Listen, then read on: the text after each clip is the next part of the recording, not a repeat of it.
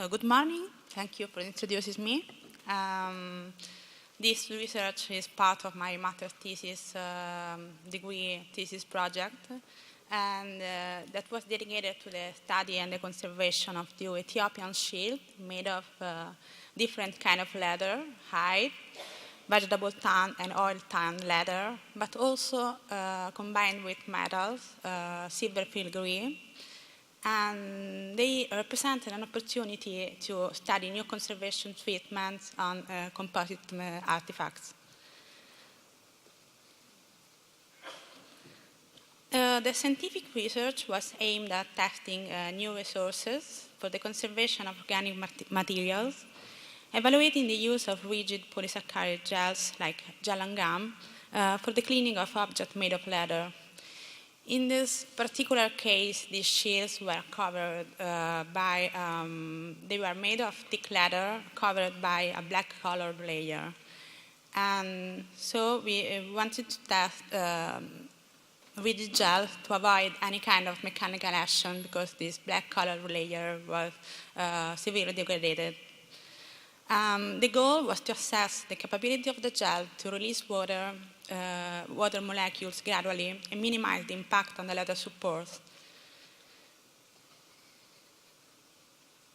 We were particularly interested in gellan gum because it forms homogeneous and transparent film.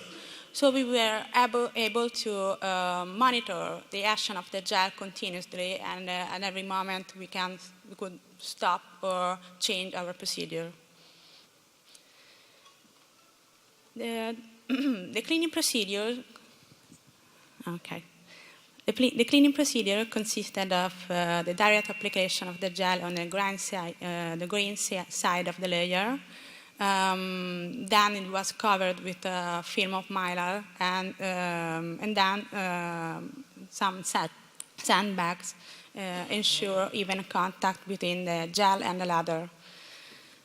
This methodology is based on the capacity of the gel to change the properties of poor water, and its addition increases wetting power and decreases the penetration into the artifact. And as you can see in the picture, even at contact times of 2 or 3 minutes, it's possible to see that the gel is able to absorb water-soluble degradation agents, and it yellows the film. To determine the most appropriate concentration of the gel, a preliminary wettability test on the leather surface to be treated was carried out, and the contact angle measurement provided data on the wettability of the different kind of leather that were on the shields and how fast they absorbed water. This measurement has been a very useful term of comparison, both for choosing which leather specimens were to be used in the trial, and then for the most suitable cleaning methodology. And as you can see, the contact angle here, in this case, is very high. It's not comparable to the most common leather specimens that you are probably used to treat. That's why, because the black layer is made that cover the outer surface of the shield is made of fatty substances like mud clay, calcium carbonate, and saponite fat. That makes the surface definitely more hydrophobic than usual leather. We decided to prepare 2 series of specimens, one more close to the kind of leather that we could observe and study on the shields, but another one with gilt leather sample. This is the reason why we chose to use also gilt leather samples, that we wanted to continue the test that we were conducting at the conservation labs of the Istituto Superiore per la Conservazione e il Restauro in Rome, but also because they are very common in many European historical collections. For the preparation of the rigid gel, we decided to use 2 concentrations of gellan gum. We decided to follow the protocols described in the many papers dedicated to the conservation of work of art on paper, especially the protocols described in Socciu and Iannuccelli articles. We decided to use 2 percentages in order to verify the different absorption capacity and degrees of water release of the gel.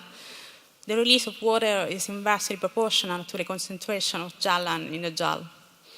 And the gel was applied in different thicknesses to check if this factor would change its extraction capacity, and 4 different application times to simulate the different needs, like, for example, different kind of degradation processes, condition characteristics, or nature of surface soiling.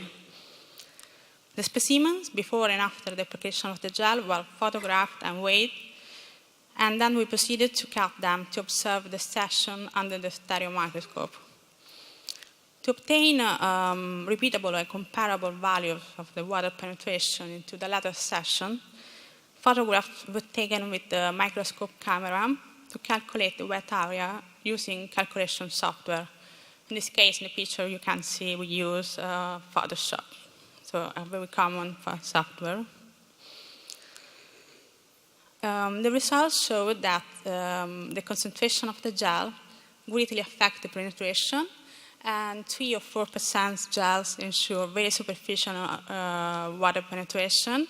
The action is definitely horizontal. And the different thicknesses of the gel show no differences on the extraction capacity. So it's definitely better to use minimum thicknesses that allow greater surface adhesion. In the picture, you can see that even in not flat or uneven surfaces, the gel is capable to follow the surface very well.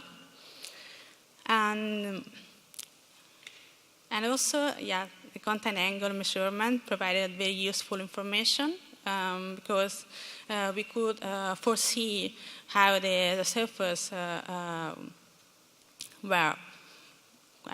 could have been react to the contact with water and how fast would have been absorbed water. In conclusion, the application of gellan gum was found to be useful in removing water-soluble substances during the cleaning of the shields, as not mechanical action is involved, and there is a minimal absorption of moisture. We also didn't notice any apparent surface change like tide lines or color variation, and we were particularly interested in avoiding any kind of mechanical action during the cleaning procedures on this kind of shields. And the use of rigid gel was proved to be very effective when you have this kind of need in conservation treatment. And that was just a short presentation, so thank you for the attention, and I would like to thank my advisor, Anna Valeria.